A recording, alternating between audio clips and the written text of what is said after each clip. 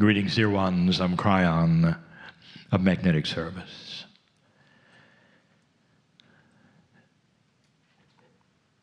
I come to you in 2020, and as Adirondha has said, it's a time to see clearly. It's time to see 2020, you might think. That is a metaphor for clear sight. More than a metaphor, there are things being revealed to so many that are magnificent past what you thought, that are really changing the paradigm of what you believe spirituality is. Humanity has been so linear about spirituality, about systems, about beliefs. And dear ones, that's not the way of it. It isn't. I want to talk about something, again, that's magnificent. I wish I could share this with every listener, in the chair here, listening later, in a way that is beyond the words, where you could sit for a moment, and even before I start, you could say, "Dear Spirit, let me feel what He's saying." I want to talk about your soul again, the magnificence of that which is the soul. Now, I didn't say the human soul, for that is another subject. And we have spoken of that which is the human soul. It's the same soul, but that categorize it as a place, a thing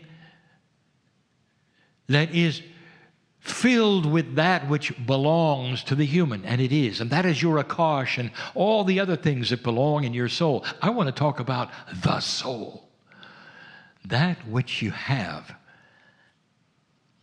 Don't you find it interesting, before we even begin, that humanity, almost all of it, almost 90% of it, believes innately in the Creator. And that would include something loosely called the soul. That you come in with it on the planet, that it stays with you while you're here, and then when you leave, it becomes something else, but it's still you. At some level, some way, your soul continues, even after death. It's not an odd belief system at all, and it's shared by most belief systems. You go someplace, you're not done, and that is only accomplished by your soul. So right away, the soul is something that is seen, believed in, acknowledged, not really understood. Depending upon who you speak to, in many spiritual systems, they will have different stories about the soul. The soul is the engine of that which you have called the return, reincarnation, going to another expression using the same soul. You might think because there is a soul, that would be intuitive. That's what it's for here on this planet. And yet, because of the linearity of the way human beings think, they say, oh, no. The soul was there somehow, and you got it as a human, and you use it, and then you leave, and the soul then has a choice whether it goes to heaven or hell. And that's the end. And so it becomes a children's story, a mythology that you're so good at, where you create something in a linear fashion. There's a journey in the linear fashion, and then whatever happens, you're judged for it. How linear are you? That is the children's story of the soul. Those who understand more about that which is the evolution of spiritual thought and sense it clearer are the ones who realize it returns.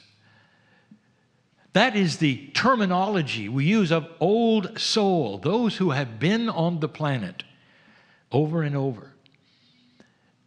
And these last hundreds of thousands of years, lifetime after lifetime, like a school, you learn.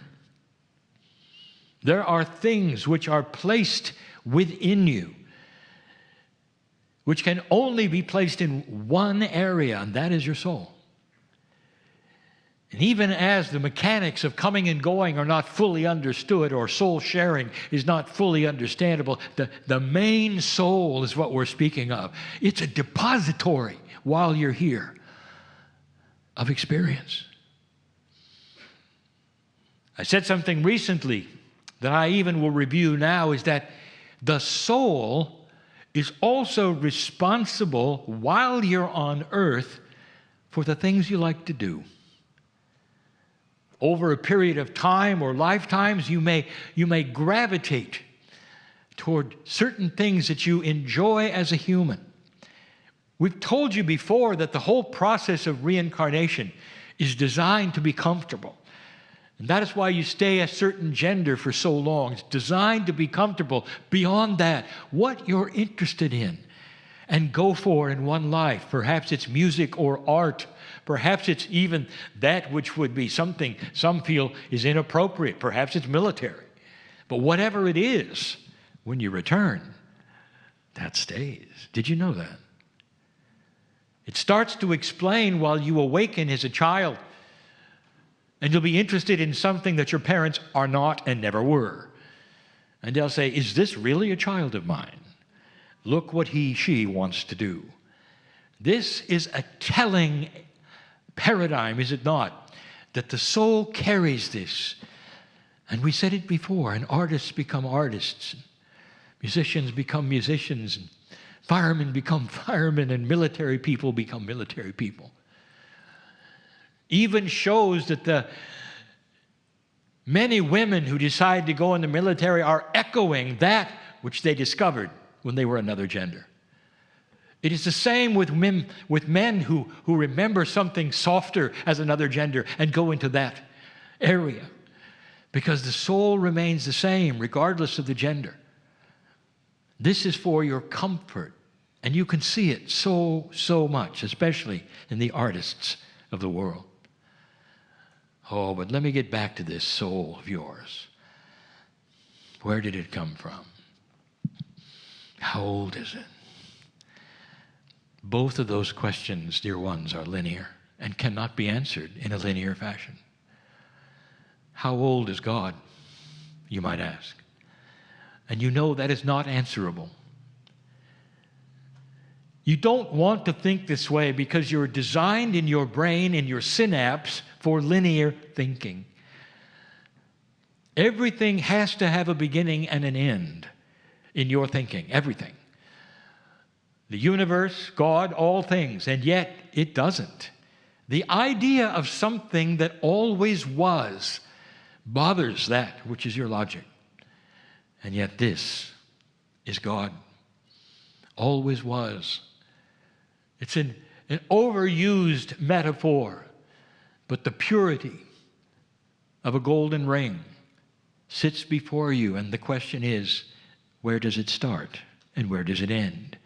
And the answer is, it doesn't, because it's a circle. This is the easiest way for you to see the existence of God. When were souls created? And the answer is, they were never created. They were always there. There is something you will not understand, never. Before your universe existed, there were other multiverses. This Big Bang of yours was simply an extension of another universe, which closed and yours opened. Cycles. It's all about cycles. How old is God? It's as old as your soul. Your soul is part of that which is the creative source. How many are there? Yes. How many of God are there? There is no answer to that. It is not answerable in your kind of thinking. And dear ones, that makes it so much better. That means that your soul, that which belongs to you today, has another lineage, one that you haven't been shown.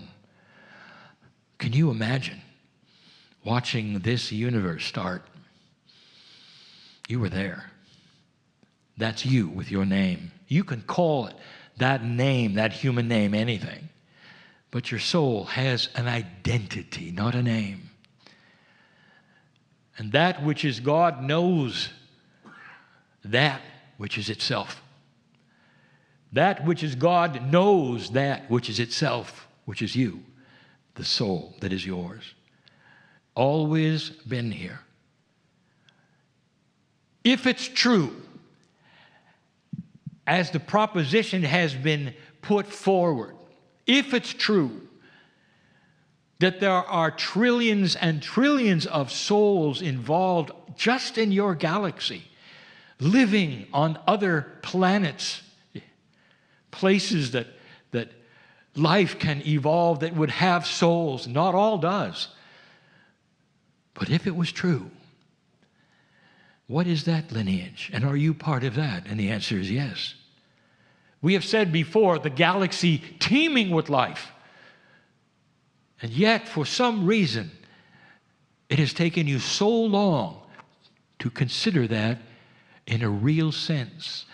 In a real sense, meaning a mainstream sense that says, is there life out there like yours? Isn't it odd that if you asked that question 30 years ago, they'd shut the door in your face? Do you know how illogical that is? And yet that is the human bias, is it not? A linear bias that says you are alone. Imagine for a moment you are on a desert island, surviving day by day with the rain that's there and the food that's limited and the fish. And that you're alone and you're pondering things. And the island is small. You can almost see all the way around it, one continuous beach. And you've walked it many times, around and around and around. And imagine for a moment, as the human in an older energy, you sit down and ponder life itself, the stars. And you ask the question, are there other beaches on Earth? And the conclusion you come to is no, because I cannot see them. That is the logic that says there's no other life. They're placed too far away on purpose for you to interact with. And yet the same stuff that made you is the same stuff that has made all objects in this galaxy. The same table of elements is there. The same life is there. The same physics is there that made you, and yet you often say, we're alone. The truth is that that soul of yours has participated all through this galaxy for more than 1 billion years, coming and going and being and doing. Is that magnificent enough for you? That's who you are. And so the children's story, in linear fashion, in a metaphor, will have you born dirty because of something that happened. It was not correct. 200,000 years ago by one human being. That then tainted somehow the majesty of a soul that's forever. And you know that's a children's story. And that's not you. That is not you. Born magnificent more than you think. Over all of the eons of time. Kryon, does that mean that I was also alive, perhaps corporally, before using this soul? And the answer is yes, yes, yes, and yes. Could it have been in other universes? Yes, yes, and yes. Old soul, what if some of this wisdom, intuition, paradigm shift started to occur to you in these next years? What if that's what brings you to listen to this channel? An awakening to greater things that you cannot conceive of. And you don't know what they are. You just start feeling them. You know you're older, even than the planet. You know you're wiser. And these things are like an intuition that fleets by. You know it, but you can't put your finger on it, as they say. You can't really identify it, as they say. But as you sit there, you know you have the wisdom of the ages. You do.